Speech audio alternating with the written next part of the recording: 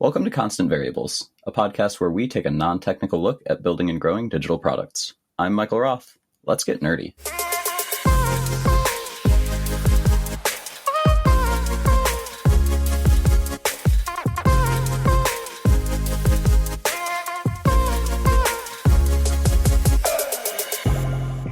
This episode is sponsored by the Mahonis Group, your partner for building custom software that improves your bottom line and is enjoyable to use. Our 2023 code audits are now underway, so before you decide to buy new software or extend your relationship with your current tech provider, let us evaluate your current tech solutions for gaps. We delivered some impactful results to companies this past year, like saving an organization 25 costly hours of admin work per week and eliminated licensing fees for another.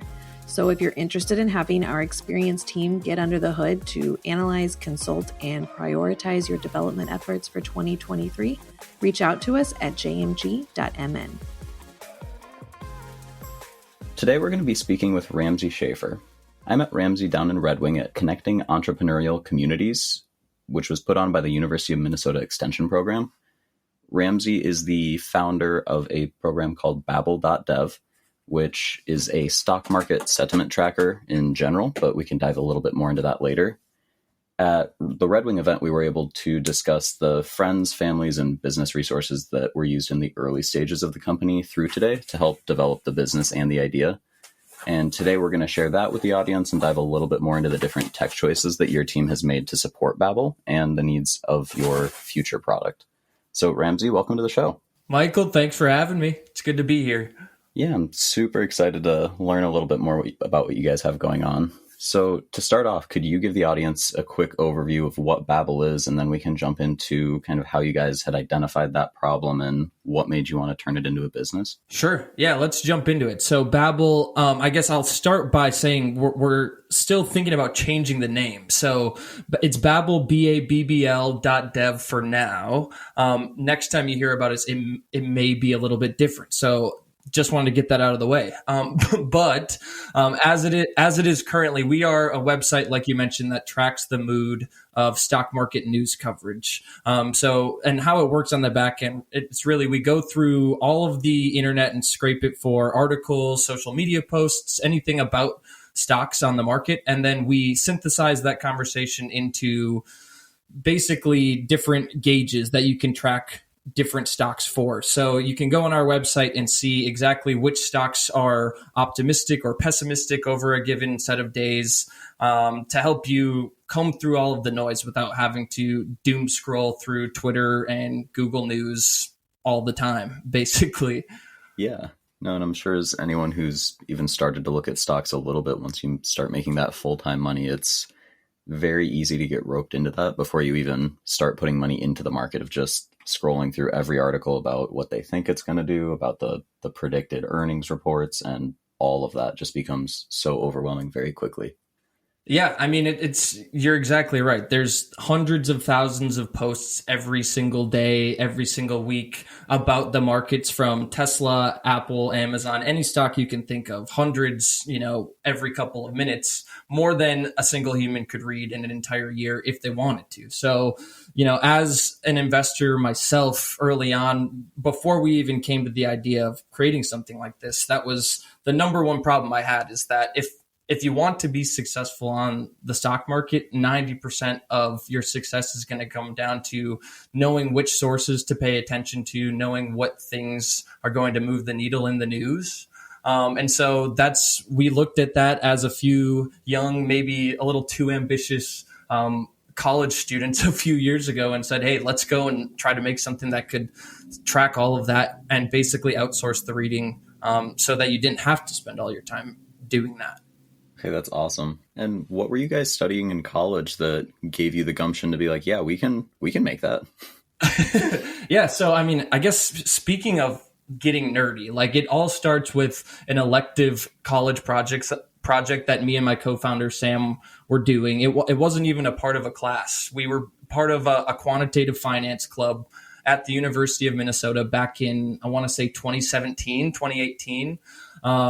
Just started going to some of the club meetings, not really knowing much about what was going on, but wanting to get involved in trading stocks. We both had computer science and data science degrees, or we were working towards those. And basically one of the students at one of the club's meetings one night said, hey, what if we could, try to predict the price of Bitcoin using what people were saying on Twitter and Reddit? And that kind of kickstarted a whole race to the top, so to speak, of trying to build a set of algorithms that could do something like that reliably. And so, fast forward a few years later, now here we are actually building a website that does that.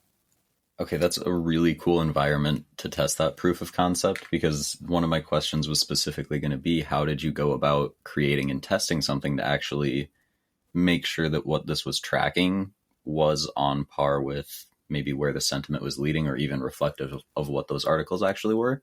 So was it mainly you and Sam going at this, or was the entire club kind of having an arms race, so to speak, who could create the best algorithm? It started off a few different groups of us doing it. I'd say 5 or 6 of us. And then, as things go, people have midterms to study for and like actual day jobs to worry about. And so it ended up just being Sam, myself, and one other PhD student that were working on the project. And then it quickly evolved into, she had some past experience writing research papers. And so we ended up, making it into more of a formal academic paper, publishing that in 2017, and then eventually presenting that at an international conference in Cardiff, Wales, which was really cool to be a part of. And then from there, we were still juniors in college. So we went back to going through schoolwork for about a year. Fast forward to COVID in 2020, I'd lost my job as a valet, and so started getting pretty serious into trading towards the end of my college career. And that's when we kind of realized that, hey, maybe this research that we had done, as sophomores, juniors, could be something that could actually make a difference for not only our trading, but for, other people like us who are trying to, make a living or a supplementary income buying and selling stocks.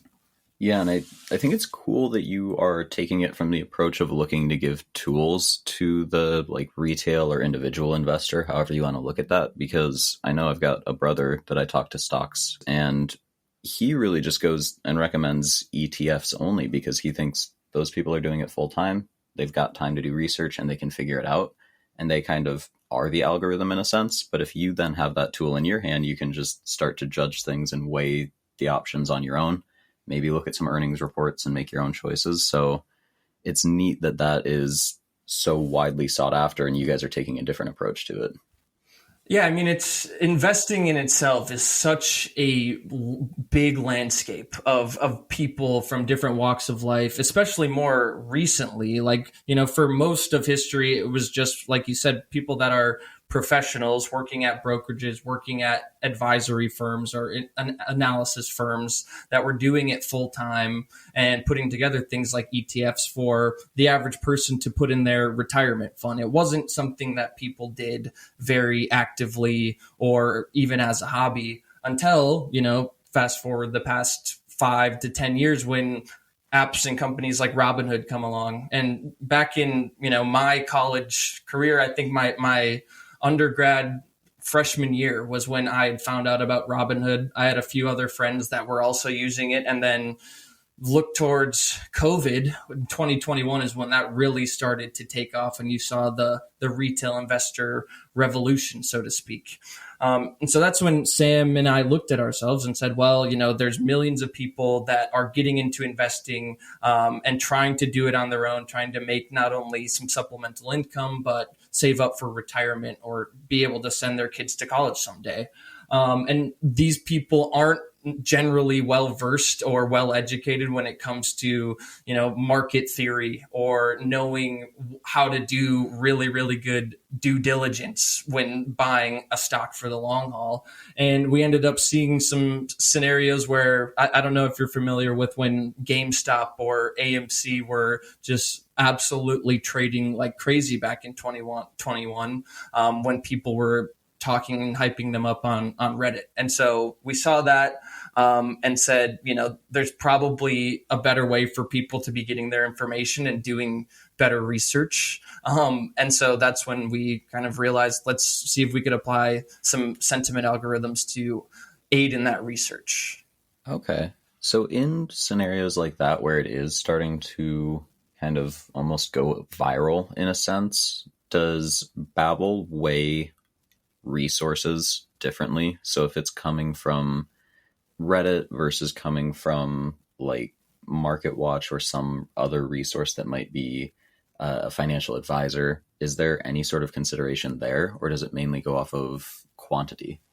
Yes, very good question. Very good question. I mean, so like you say, there are many different sources that we take into account, and we do not weight all of them equally because just at the end of the day, not every opinion carries the same weight. If Warren Buffett goes and says that you should be buying a stock and I say something different, I would say most people are probably going to lean on the side of what Warren's saying. Right. And so the way we do it, at least for now, we're still testing and learning, but we weight articles from accredited sources like Benzinga or like Bloomberg or Seeking Alpha.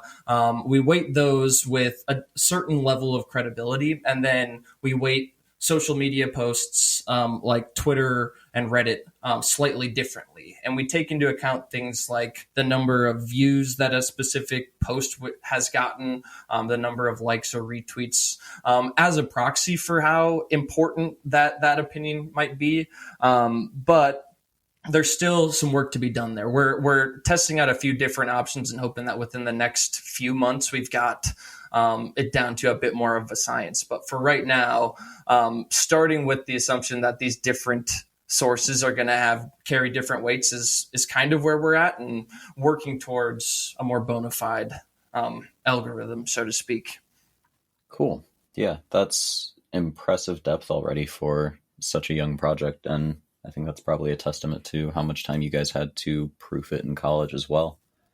Yeah, I mean, it's funny. A few people had brought it up early on when we were talking about the idea of tracking different people's opinions online. And, it came up pretty quickly. Like, hey, if 10 people say that I'm going to do that, Apple, for example, is going to go down, but someone like Warren Buffett, to stick with the same example, says the opposite, you should probably be considering those opinions differently. So, yeah, absolutely. So I know when we were in Red Wing, we were discussing the platform of your application, and right now it is a web-only platform. What have been the benefits that you guys found to taking that approach when you first launched? Yeah, it's a good question. I think for me, probably two big things. First, starting with a web-only, I think it's just tends to be where more serious traders are looking at investment tools on their computer, on their laptop, as opposed to their phone.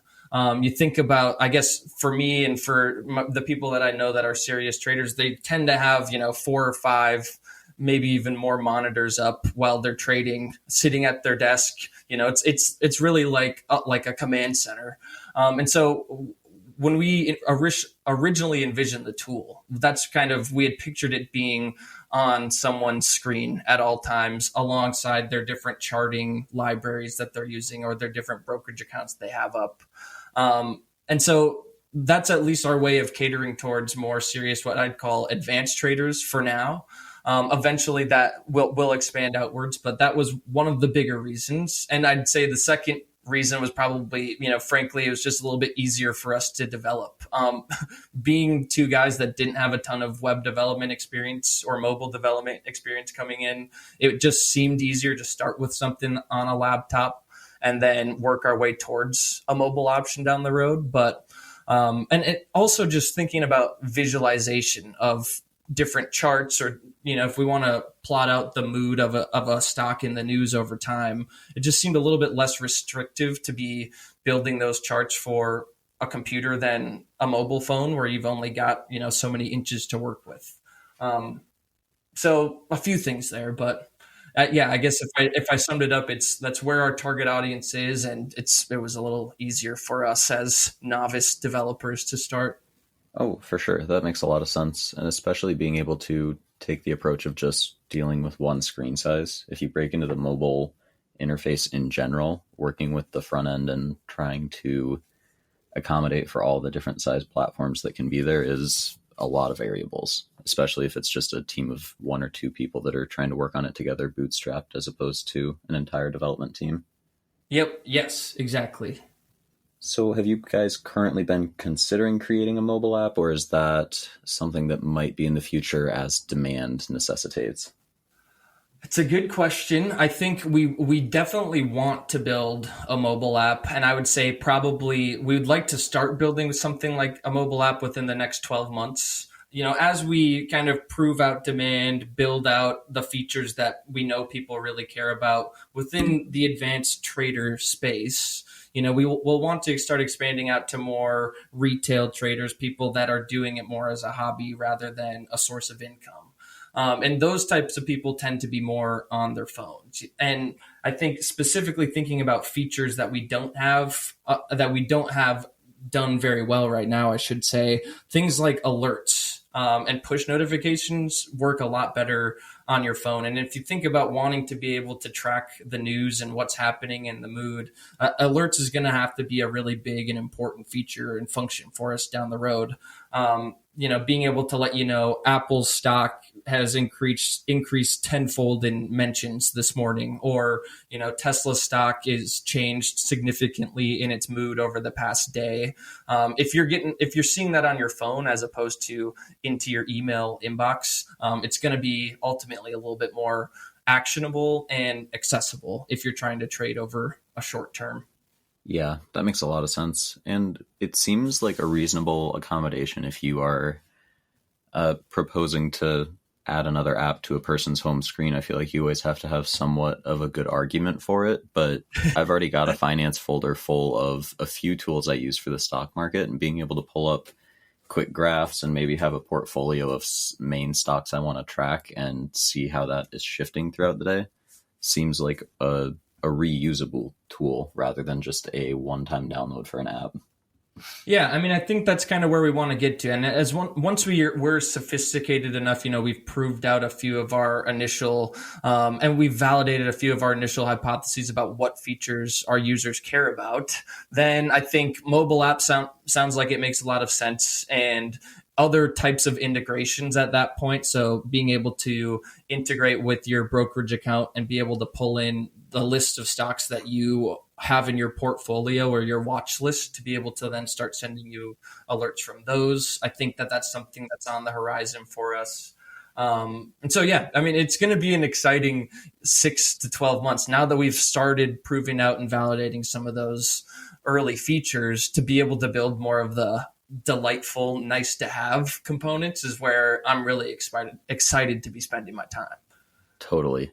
And I know, as you've been mentioning all of this, the investor UI focus is absolutely front of mind for you guys. Have you guys started to try to adjust the website to make it mobile friendly, or are you thinking to leave that development effort alone until you focus on making the mobile application itself? Yeah, I kind of go back and forth. I think for right now, I mean, if you go on our website, I'll admit it, like just full transparency, our website on a phone just doesn't look good at all right now. And that's really just because we haven't prioritized it as far as a user interface. And I don't see us prioritizing it much over the next few months. I think, realistically, once we're able to bring in a few other developers or potentially, outsource it to someone like JMG, maybe that makes more sense. But for me, at least right now, the main focus is making the desktop laptop interface as beautiful as it could be. Well, and I think that's so key for startups and early founders to keep in mind. We, whenever are talking to new clients in strategy sessions, always preach about MVPs, minimal viable products, that you can tone down whatever features you don't need for that main user group, accommodate them, develop the idea, work with them, figure out their feedback so that you can refine it. And like you're saying, really make it beautiful, and then expand those ideas to the other applications that might be less important, but still would expand the usability of it. So that kind of priority, I think, is necessary when you have limited resources like everybody does. I mean, it's a good point. And I don't know if I would say we found this out on purpose. It's more of an accident. But by developing our website initially on a computer where we knew our more advanced trader target audience would be, it's almost acted as a bit of a screener for feedback. Like we get a lot of feedback, very thankfully, from the people who are using the website. And if we were on a mobile app, I almost would worry that we'd get a lot of feedback from people who don't care as much about the website to begin with. You know what I mean? Like people who are advanced traders squarely in our target audience using it on their computers are the type of people who are going to give better qualified feedback, at least from the experience we've had. And so it's just been also a way for us to get, better ideas about what to build as a jumping off point. Accidental or not, that does seem like a very valuable test group to have for your application, because those are the people that would have the insights into what tools would be awesome, and they could think of a tool that the mobile user could then use that might be better than what they would envision for themselves, because sometimes you don't know what you don't know. And if they have Sure. an idea for different charts, graphs, or views, or ways to interpret that data that's more user-friendly, then might just break down that information in ways that they could not have imagined. Yeah, totally. So do you think your team, I know you mentioned that it was just you two developing, do you think there's any way you would have been able to launch with a mobile application in the initial iteration? Or do you think that trying to up the website to mobile friendly or launch a separate mobile app or only a mobile app would have been too heavy to start up? I'll go back to last year when we were originally thinking about launching something. When we first had the idea, we just had, a set of algorithms that were able to take in a set of articles and spit out the mood about those articles. And so when we started thinking about how do we actually make this something that other people can access and use and find insightful, we had originally actually thought about making it a browser extension. So it wasn't a website, it wasn't a mobile app. We started with something that you'd go to the Google store and then put on top of your browser. And then as you're reading through articles on Google or wherever you get your news, maybe on Twitter, you could save those to the browser extension. And then it would pop up with a little score that said, this article mentions Apple, it mentions all these other companies. Each of these companies has a sentiment of, XYZ, and then you could save it to a reading list for later. We found out pretty quickly that people didn't actually want to spend time reading all the articles. They wanted someone else to do the reading for them, scour the internet for them, and then come back later and tell them, here's all 150 articles about Apple today. Here's the overarching theme. 80% of them are negative or positive, and they're mentioning things like earnings or, this executive action. And so that was a really big learning for us. I know that doesn't necessarily answer your question about mobile, but then from there, we said, okay, now we have enough, I guess, data or evidence to go back and say we can justify building some sort of application.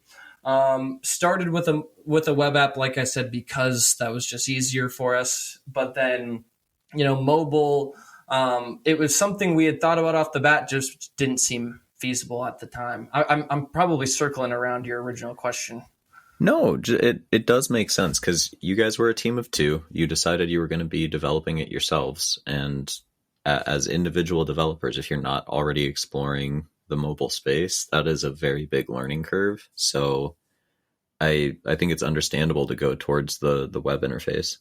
Yep, and actually, I was leaving something out there. We did go and shop around for developers, front-end developers specifically, to come on and help us. We had thought about hiring a firm. I think we were a little bit early, last year when we were originally starting to think about just an MVP version of it. And so we brought in a developer. We actually, luckily, got a grant through Red Wing Ignite. Shout out Red Wing Ignite.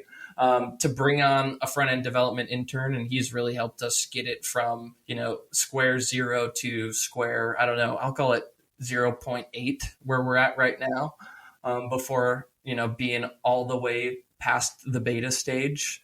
So we can't take all the credit. We did all the back end development and most of the middleware ourselves, and we really developed the user interface. But our front end developer intern Hamza is his name, has really gotten us to where we are right now. That's awesome to hear. And you guys have been exclusively bootstrapped besides any like grants you've been awarded throughout the process? Yep, exclusively bootstrapped so far. We did get 2 grants that helped us bring in technical assistance, like an intern, like I mentioned.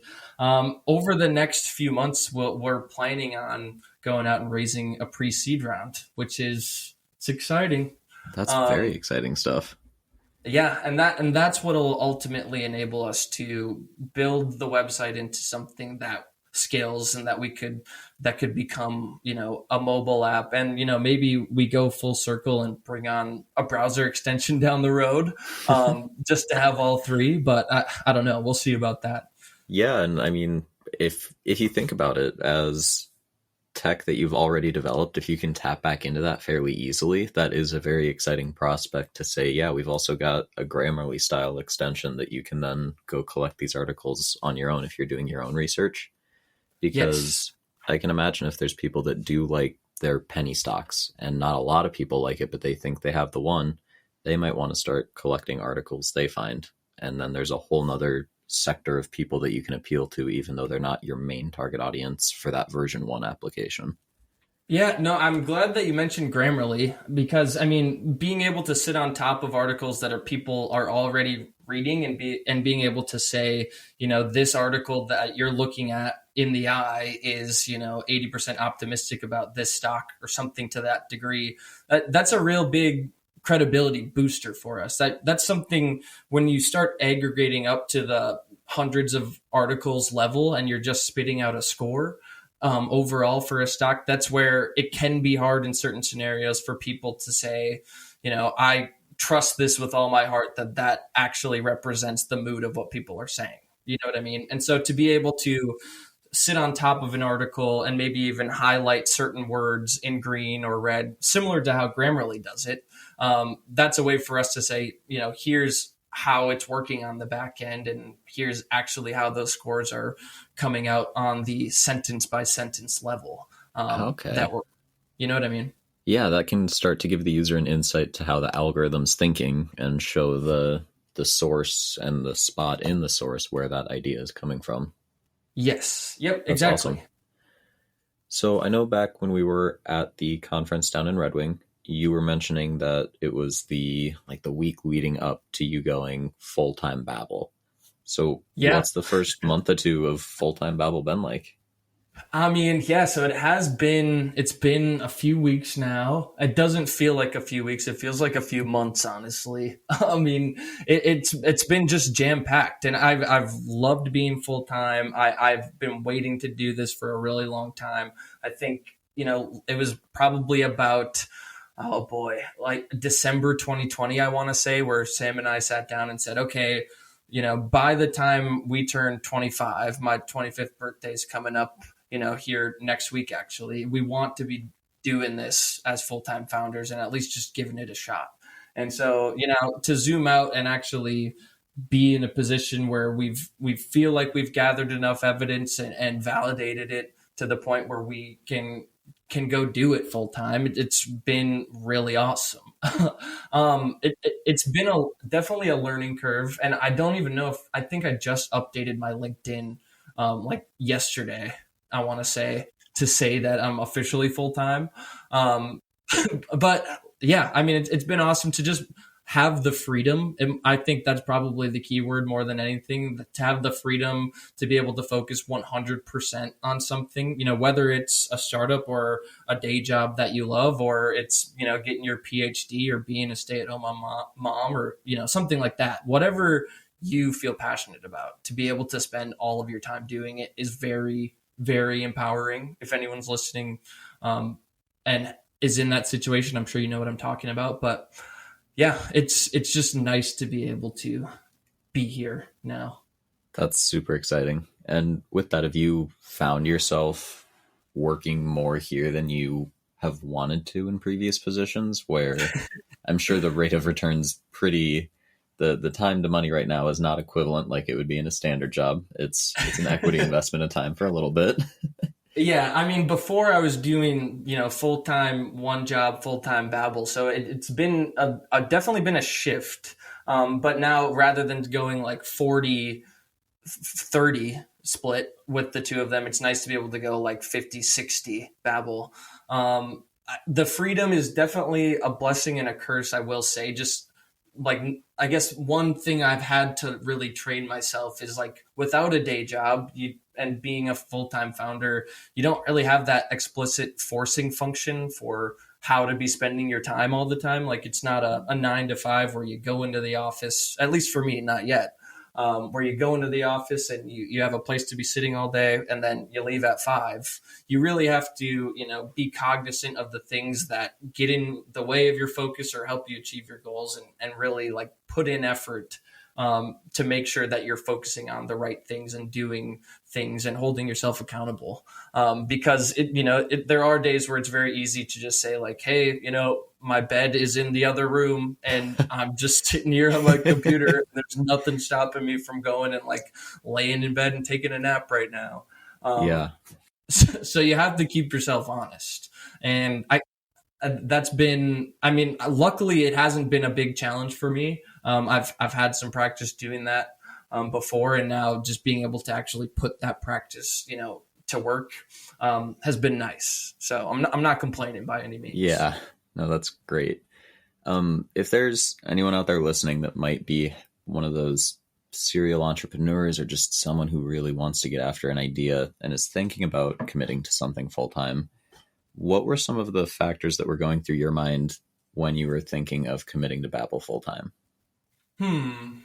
Yeah, I'd be curious to hear what other people would say to this. But for me, at least, thinking way back to 2020 when we were originally, had that seed of an idea to go do it full time, I think first it was just setting some goals, like, doing this full time by the time we're 25. It is just a really simple example.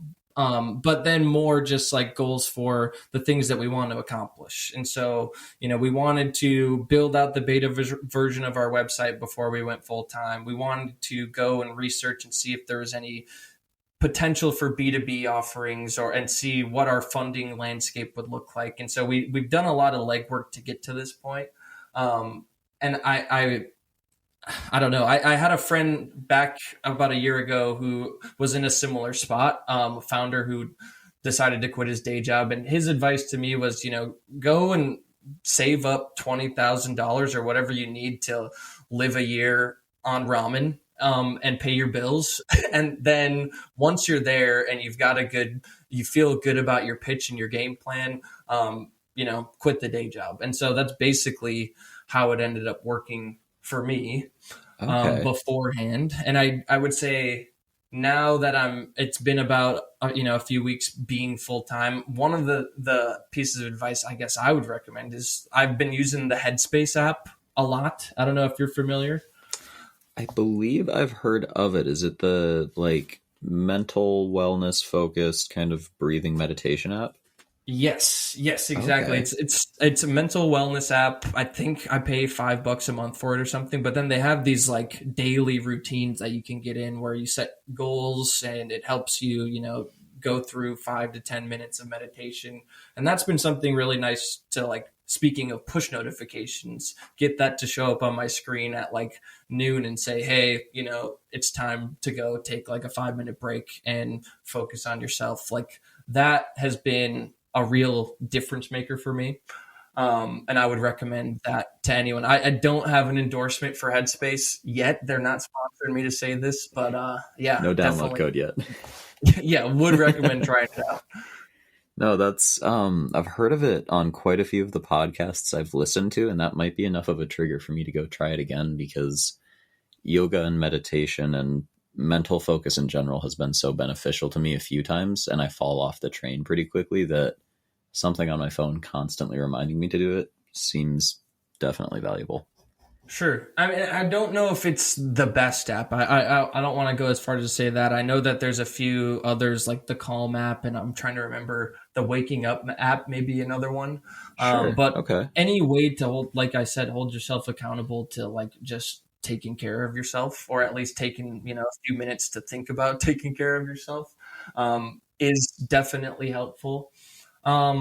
And I guess along with that, just like writing stuff down, and whether it be goals or just things that you want to accomplish on a given day, month, year, has been that's something I've just always been kind of good at. And I definitely would attribute being able to go full time as to being really good at writing down goals and just using notes.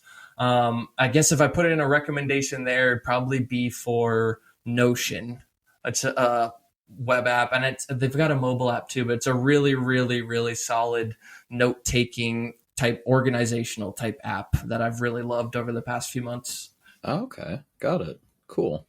It really does sound freeing once you establish that 12 months of saved money to live on ramen, and you're able to keep yourself on that budget. It does seem doable. It's definitely still a commitment. It's an investment. It's a risk. Any sort of entrepreneurial endeavor is going to be, but that is a cool bit of a suggestion to kind of make people feel like they're not completely taking any safeguard out from under their legs if they leave a job. Oh yeah. I mean, the way I look at it too, like I wouldn't say by any means that we have quote unquote made it. Like if anything, we just being able to be doing it full time is like getting to point A, where now you can at the very least put in, give it 100% of your effort and see if you can accomplish what you ultimately want to accomplish, which is a sustainable, revenue generating, impactful business. I think the other side of that is, and I don't know if this is something that I would say everyone needs to do, but at least for me, like having a contingency plan was also something that was important for us going full time. So, for Sam and myself, at least, we're giving ourselves 18 months to go out and actually turn this into something that's worth spending years of our life on. So, and I think for anything where you're quitting your day job to focus full time on something, to have like a specific end date in mind once you're doing it full time, to be able to then retrospectively look back and say, okay, time to go and fix up the resume and get back on the job market. I think if I'm remembering correctly, I might be getting his name wrong. The CEO of Coinbase, Brian Armstrong, I had heard him say that on a podcast. And then I was like, okay, yep, I should probably do something similar. That's a cool sentiment to kind of limit the opportunity costs that you're investing into something like that you don't chop off the first 5 to 10 years of your career accidentally because you do keep going on side tangents. I know that's not an ideal one of my friends was following, but a very similar timeline they followed to starting up their own fencing business, that it was going well. They were able to pay themselves, but they weren't able to scale it or expand it at all. And it might have been pushing on that 24-month line rather than just 18 months, but they did hit that barrier where it's like, okay, this isn't going to exponentially increase. This isn't going to get to a sustainable level for us to scale a career level job off of. So let's cut it. Let's brush the resumes up. Let's get the degrees back out and go back at it. Yeah, and I mean, I guess to each their own. Like if it's something that you love doing, and if everyone's got a different scenario where it may be not about the money and it may not be about doing what you love. For me, at least, it's about going and trying it. And I think I'm not a recruiter by any means, but I think there, like you said, there does come a point where after a certain amount of time, maybe it doesn't look as good on your resume to have a 5-10 year gap with nothing to show for it. So I don't know. I'm not planning on going back into the job market anytime soon. Let's just say that. But, worst case scenarios, it's good to at least have thought about them as at the very least a way to motivate yourself to not have to go and face them eventually. Yeah. And who knows, maybe there's extenuating circumstances down the line that you guys reevaluate that 18-month timeline, but I hope the best that it does not come up for you guys either. Yeah. I mean, at the end of the day, goals are helpful. And they do help you get to where you want to go if done correctly, but they're not, always black and white. Like you said, sometimes you need to adjust based on whatever the circumstances are. Yeah. And how was that conversation with your full-time job as you did decide to go full-time? Were they pretty understanding, excited for you, or was it a little bit awkward? No, I mean, I'm very grateful. So in full disclosure, I've been working at a company called Foresight Associates. It's a management consulting firm out of Minneapolis. And it's a small company, probably 13, 14 people, founded, but my boss founded it probably 10 years ago. And so, I went to him and basically had the conversation very early on when I started the job about a year and a half ago and said, someday I would like to be working full time on Babbl, building a website that tracks the mood of the markets. And he totally understood it and was very accommodating, very flexible, allowed me to kind of make both happen at the same time. I'm very grateful for it. And he's been an advisor to me ever since. And I hope that, 5-10 years down the road that, me and him still keep in touch. I've really loved having him as a mentor, and, maybe someday I'll be able to do a similar favor for people that choose to work for us and want to go do their own thing. I think one of the really nice pieces of advice that he gave to me when I had first talked to him about it was, we know that if we want to be, this is his words, if we want to be a good company, a place that smart people want to work for, we have to be willing to accept that a certain percentage of them are going to want to go and do their own thing. Because, they have the ambition and they're the type of people that want to go do that. And so that was really endearing. And thinking about that, I think that just speaks a lot to the type of workplace that it was. So that's awesome to hear. That is a way more wholesome response than I could have guessed, but that's how you want employers to be. And as an employee, it's weird when you start having your eyes opened to workplaces like that are willing to accommodate your entire life rather than just having you there for the 8 hours a day and expecting you to do that no matter what. And that is rigid.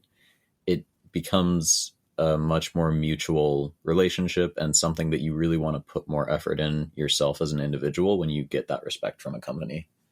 Yeah, totally. And I think the key word of what you just said was the relationship aspect of it, because at the end of the day, a job is a job, no matter how much you love it. And no matter how long you're there, what you're left with at the end is going to be the relationships that you have with the people that you've worked with.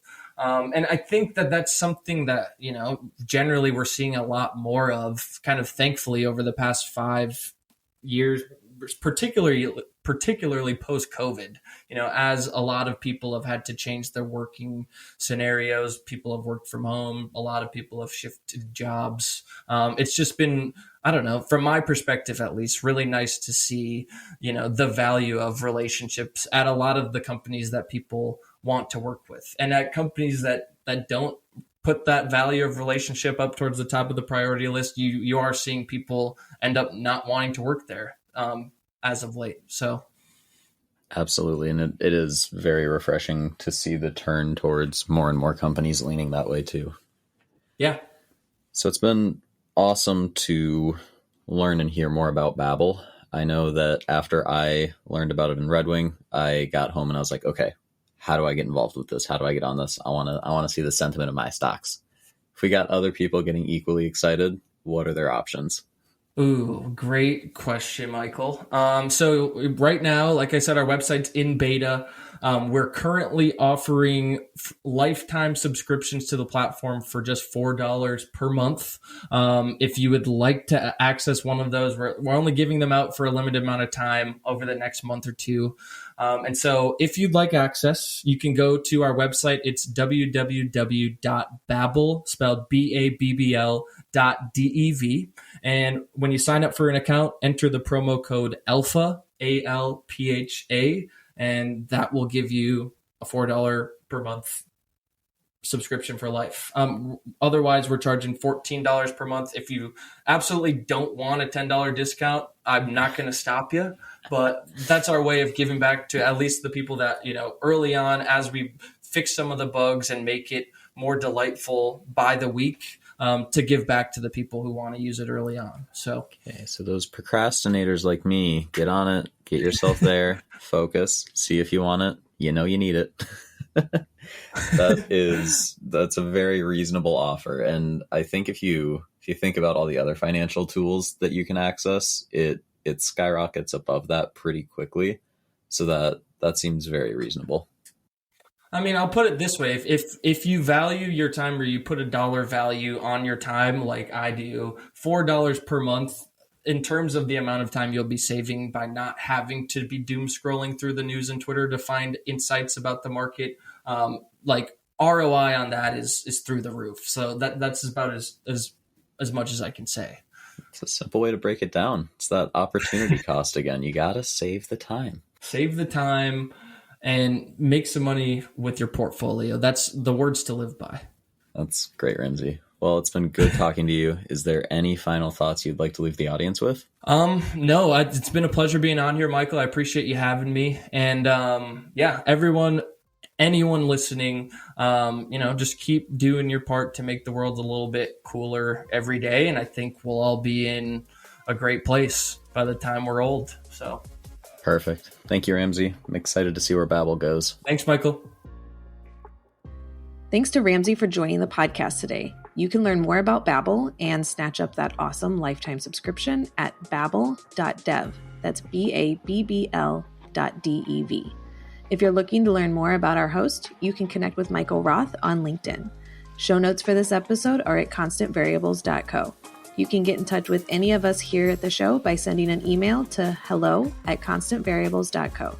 Today's episode was produced by Jenny Karkowski and edited by the xylophonic Jordan Doust. This episode was brought to you by the Mahonis Group.